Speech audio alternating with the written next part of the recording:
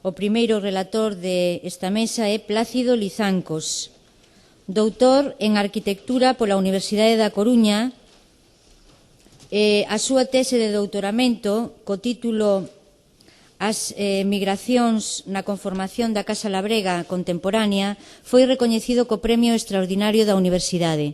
Subdirector da Escola Técnica Superior de Arquitectura da Coruña, enfocou os seus temas de estudo cara á investigación da arquitectura popular e tamén a arquitectura de autor. É doutor en feísmo.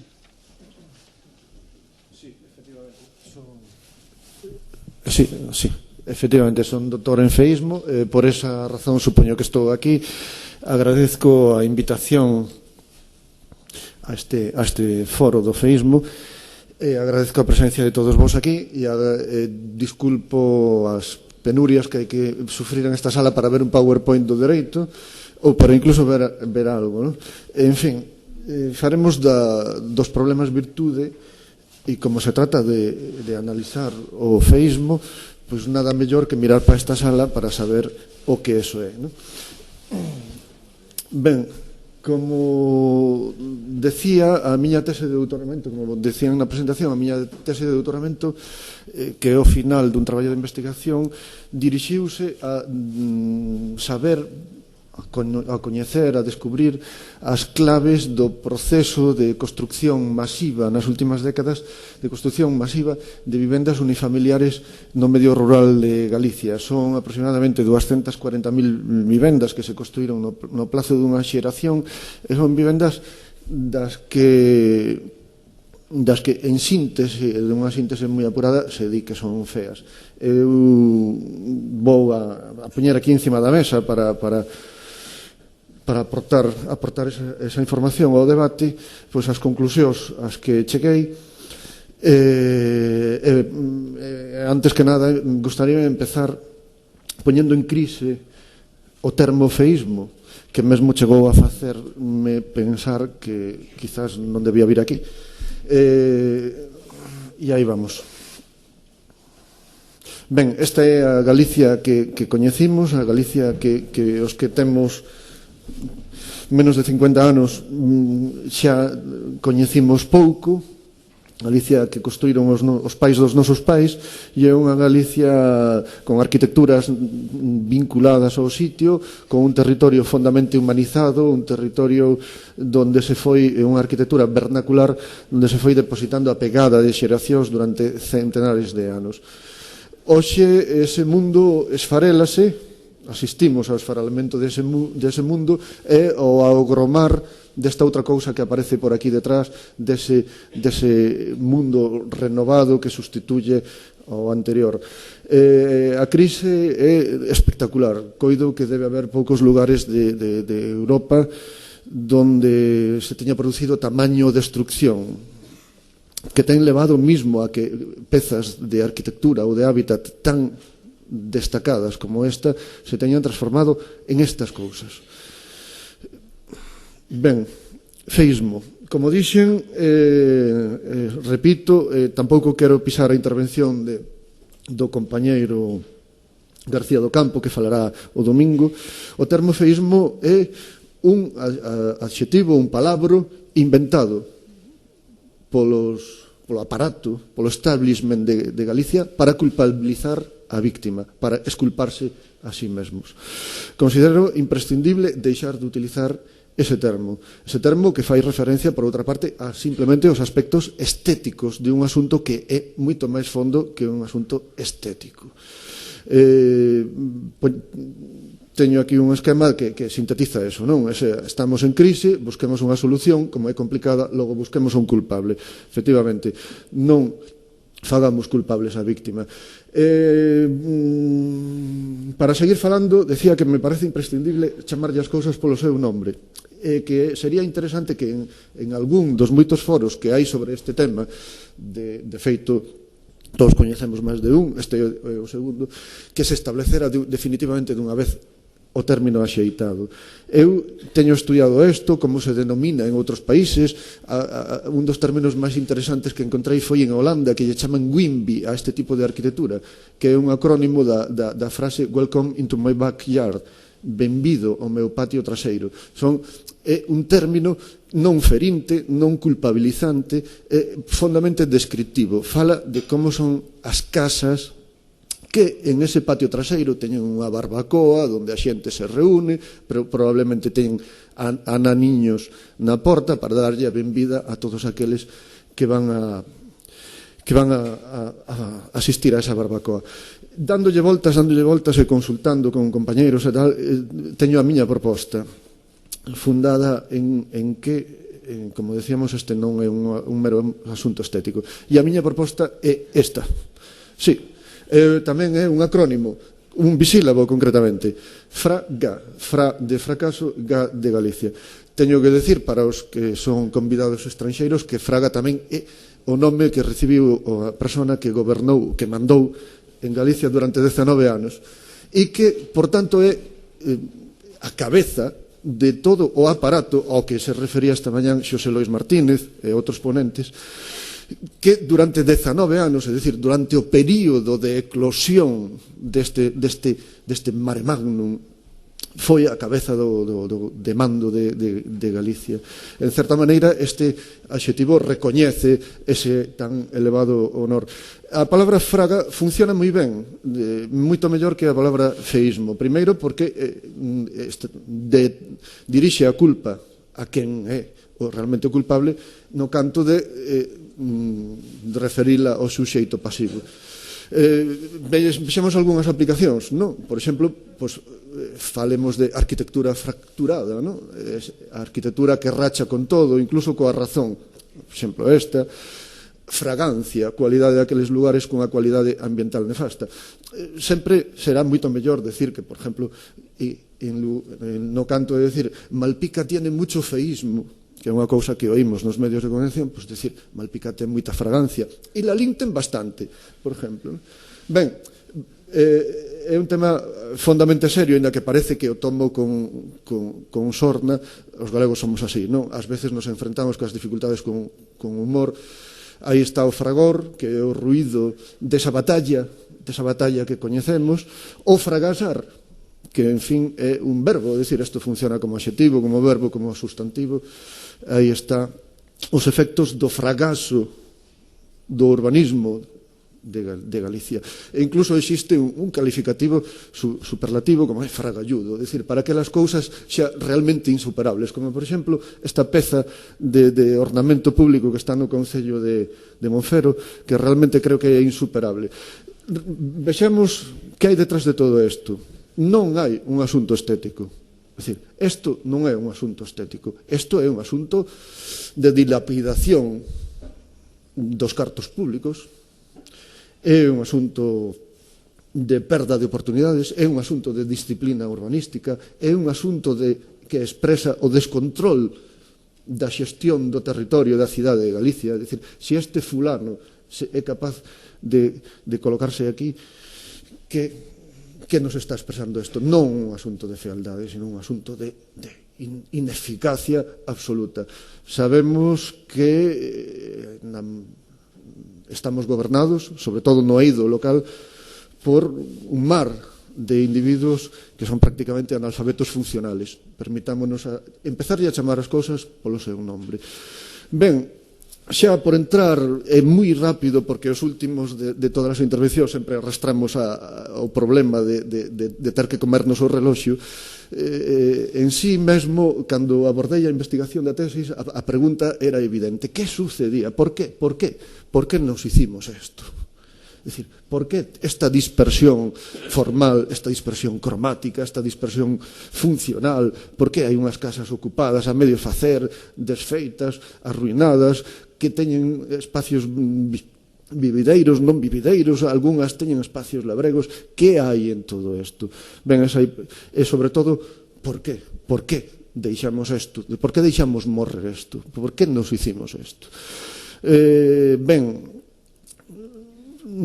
hai varias cuestións. Unha que descubro, xa falemos de resultados da investigación, non?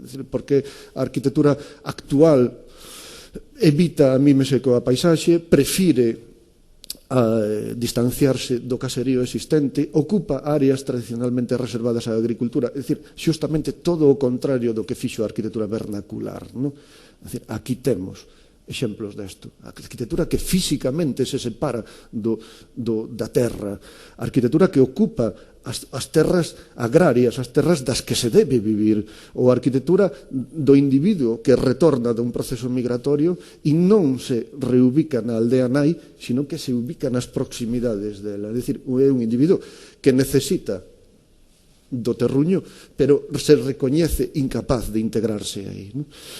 Ben, máis cuestións que aparecían nesta vivenda vernacular xa dentro dela, non?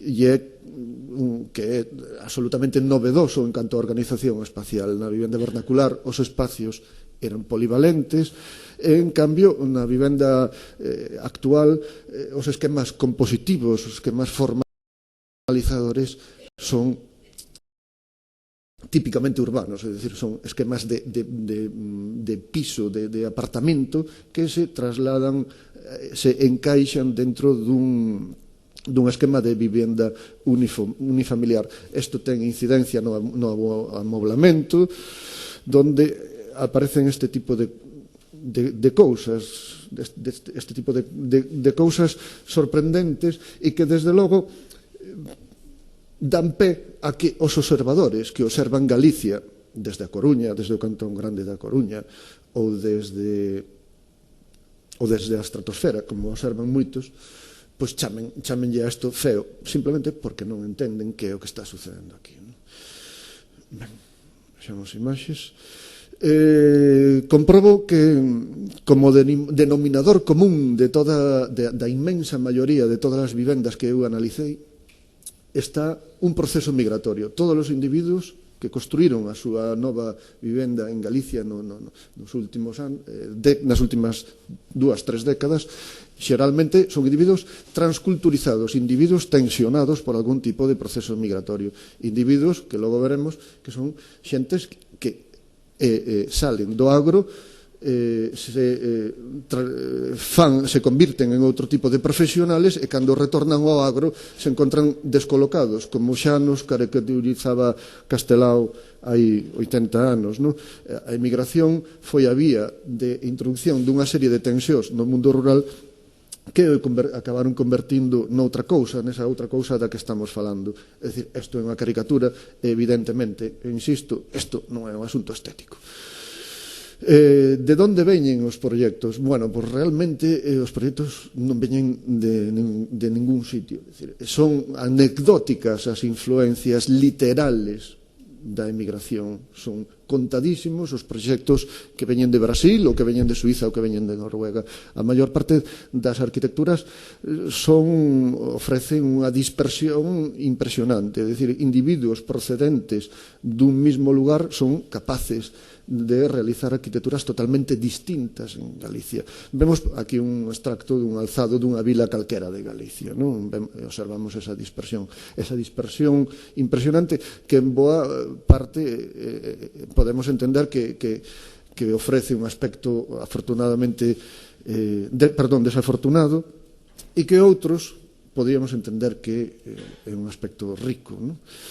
Ben, hai 3 tipoloxías. En todo isto hai certo orden. Eu establecín 3 tipoloxías e vou pasar por encima delas deprisa, moi a pesar dos traductores, supoño.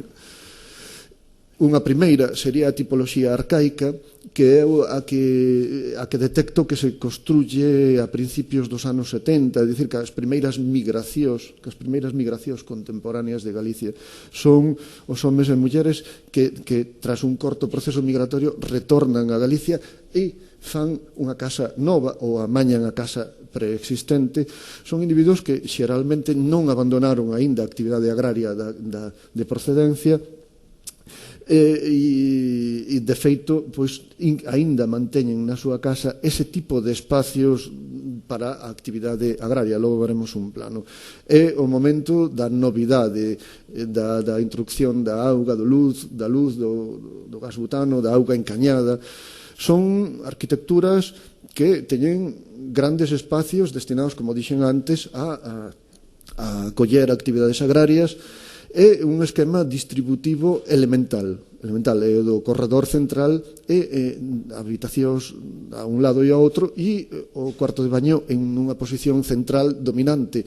Hai algo de monumental probablemente en todo isto e os sociólogos e os antropólogos así non lo contan, non? O espacio da cociña está inmediato á porta, logo veremos por que razón. Bueno, vou sintetizar, poñer só un exemplo de cada un. Hai unha casa, un segundo tipo de casa que sería a casa rupturista, que é a casa dos anos 70, é a do individuo que xa mantuvo un proceso migratorio máis dilatado, un individuo máis capitalizado, é un individuo, por outra parte, máis transculturizado, é un individuo que, abandonando o agro, regresa a Galicia e xa non é labrego, un individuo que, sin embargo, non encontra un acomodo profesional na Galicia rural. A Galicia rural, un país absolutamente subdesenvolvido, sin tecido económico máis alá da agricultura, e iso se vai evidenciar na casa. A casa mantén espacios, grandes espacios libres que son os espacios da dúbida, espacios que poden servir para calquer tipo de cousa, mesmo para unha pequena experiencia comercial, bar, unha pequena experiencia industrial. Sempre falamos dun ámbito minifundista, non hai tecido corporativo que potencie todo isto, ou incluso, se o proxecto fracasa, este pode ser o lugar para retomar unha actividade agraria indesexada, non? Son casas que manteñen un esquema compositivo semellante ao anterior, aínda non máis evoluído, máis que poden aparecer máis dependencias na medida en que a casa xa é máis grande porque o promotor ten máis cartos. Saltemos, é o momento en que se produce un suceso moi importante en Galicia, e é que é o momento en que chegan os materiales de construcción industrializados ao mundo rural nos anos 70, e por primeira vez se interrompe a tradición de construcción vernacular. A casa tradicional construíase cos materiais que se encontraban a pé de obra. Os materiais que se encontran a pé de obra a partir do ano 70 e tantos son estos. Son estos que son maravillosos, moi bonitos, novedosos, paradigma da modernidade, e que, por tanto, son consumidos compulsivamente polos individuos que construyen en aquel momento. Pasar de aquí a aquí, por tanto, non é un mero asunto estético. A última das tipoloxías, e xa estou camiño do remate da miña intervención, é a involucionista. É unha tipoloxía que se produce dos anos 80, fundamentalmente máis nos 90, a arquitectura donde, por un estrano suceso, probablemente donde xoga xa a opinión colectiva, o imaginario colectivo que establece as pautas de gusto e de comportamento, se retoman modelos presuntamente vernaculares, e digo isto entre aspas, porque claro, evidentemente a aproximación é a científica, é meramente epidérmica. Tómanse elementos como certo tipo de materiales que agora, perdidas as tradicións vernaculares, son elementos que deben ser tomados da industria da construcción, que se adapta a esta especie de folía, esta especie de antroido, non? A casa xa é unha casa absolutamente desvinculada do mundo agrario. Non existe en prácticamente ningún destes tipos de vivendas ningunha dependencia relacionada co mundo agrario, e máis, se existe algo, é sempre caricaturizado. Un carro ali deitado, un hórreo debidamente acotado e colocado en un punto para que se vexa que é ornamental, plantas, numerosas plantas de vegetación desa que evidencia que o individuo non necesita comerse esas plantas, sino que son ornamentales, non? Os espacios estanciales se multiplican, aparecen diversidade de salóns. Na casa poden aparecer o salón de diario, o salón de noite, o salón das visitas, o salón dos nenos, o salón, etcétera, etcétera, da televisión. Cada membro da familia dispón xa do seu recinto propio, incluso con cuartos de baño privativos. Vamos, é a eclosión da migración. Visto en corte, esta evolución do asunto. É dicir, Galicia e a súa casa, así o evidencia, deixa de ser un país precapitalista que vive do que sale da terra e empeza a vivir no rural, mirando para o rural como algo, como un lugar simplemente de residencia, non de subsistencia, non? Teño que decir, quedan poucas slides, que o proceso é moi lento e se arrastran, perdón, é un proceso rápido, pero se arrastran inercias que evidencian cousas do pasado e que sirven para que as xentes que miran este mundo desde a estratosfera o ridiculicen ou o malinterpreten no mellor dos casos, como por exemplo a existencia dese salón de respeto, ese salón existente na casa vernacular ricamente amueblado, moi ben situado, e que nunca se utilizaba, solo nos velorios ou nas peticións de man ou en situacións así, e que, claro, desde o punto de vista do urbanita é ridículo, non?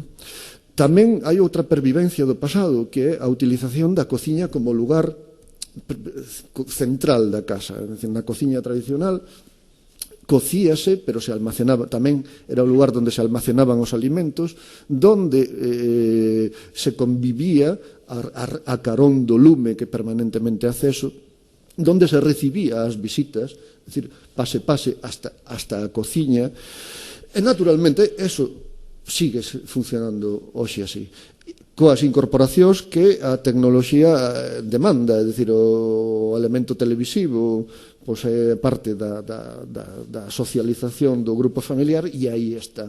Outro elemento que aparece reiteradamente é o espacio para a comensalidade ritual. Desde sempre o labrego centrou a súa socialización no acto de comer. Desde tempos dos Reyes Católicos xa hai noticias desto, e naturalmente eso se sigue celebrando.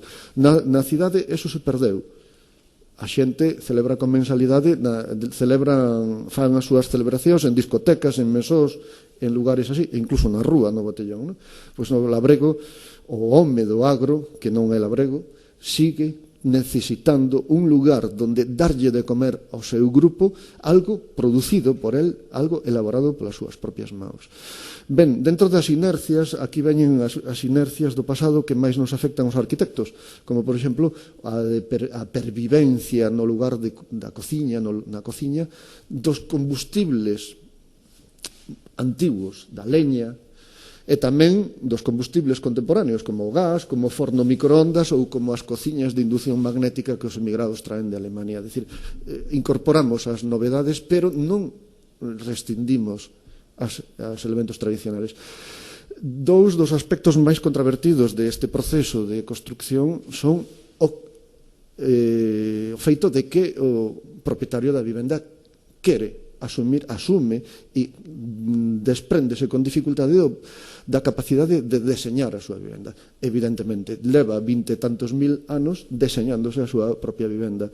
Non entende que un imperativo legal introduzca un elemento alleo, como é o arquitecto, no seu ámbito territorial para decirlle como ten que facer as casas. O individuo insiste, teima en deseñar a súa vivenda e naturalmente teima en construir a súa vivenda. Sempre construiu as xentes de Galicia, construíron a súa casa con axudas, como decía Manolo Gallego. A comunidade axudaba a xente a construirse a súa casa. Tan só certos oficios dificultosos eran relegados a maos de especialistas, por exemplo, a cantería para facer os esquinales ou a carpintería para facer determinadas pezas de carpintería. Hoxe os especialistas son os individuos que fan as estruturas ou as instalacións. Todo o demais, porque non o van a facer os propietarios cos seus cuñados no mes que están en Galicia cando veñen de Suiza. Ben, quizás o problema non é este, senón o problema é que os arquitectos e cos políticos, cos administradores non teñamos sabido entender este proceso e, por suposto, introducilo no mundo da racionalidade. Galicia evolúe, a súa arquitectura evolúe, mal, ben, xa o veremos, nos 20 e tantos mil anos que temos documentados de existencia de vivenda fixa en Galicia, houbo moitos cambios, estamos asistindo a un deles que non podemos chamar feísmo, como xa dixen. Hoxe estamos construindo, e con esta frase concluyo, estamos construindo o futuro de Galicia. Ahora, certo é que o estamos construindo sobre suelo non edificable e sin proxecto. Gracias a todos.